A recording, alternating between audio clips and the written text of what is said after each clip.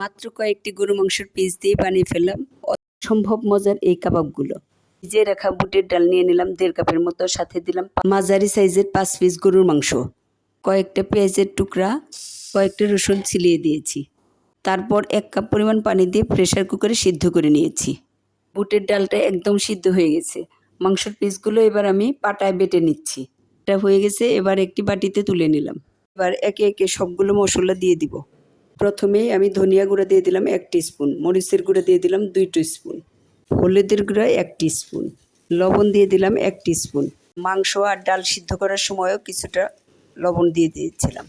আদা বাটা, রসুন বাটা 1.5 টিস্পুন করে দিলাম, জিরা বাটা 1 টিস্পুন, গরম মশলার গুঁড়া 2 টিস্পুন, কয়েকটা কাঁচামরিচ কুচি দিয়ে দিলাম আর কয়েকটা পেঁয়াজ কুচি দিয়ে দিলাম। একটা ডিম ভেঙে একটু একটু করে নিয়ে মিশিয়ে দিয়ে দিলাম। পরে একটা পাউরুটির পিসও দিয়েছি, এতে করে কাবাবের বাইন্ডিংটা ভালো হবে। এবার সবগুলো উপকরণ একসাথে ভালোভাবে মিক্সড করে নিলাম। এবার একটু একটু করে মিশ্রণ নিয়ে গোল গোল শেপ দিয়ে কাবাব বানিয়ে নিলাম। এবার আমি কয়েকটি কাবাব আপনাদের ভেজে দেখাবো। এই কড়াইতে তেল গরম করে নিয়ে কাবাবগুলো দিয়ে দিলাম।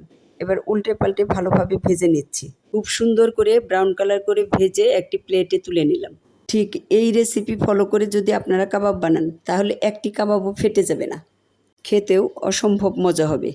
আমার ভিডিওটা যদি আপনাদের ভালো লেগে থাকে তাহলে একটা লাইক, কমেন্ট, শেয়ার দিয়ে আমার পাশে থাকবেন।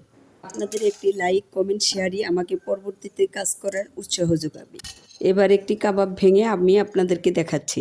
এখন সাথে থেকে আমার ভিডিওটা দেখার জন্য আপনাদের সবাইকে ধন্যবাদ।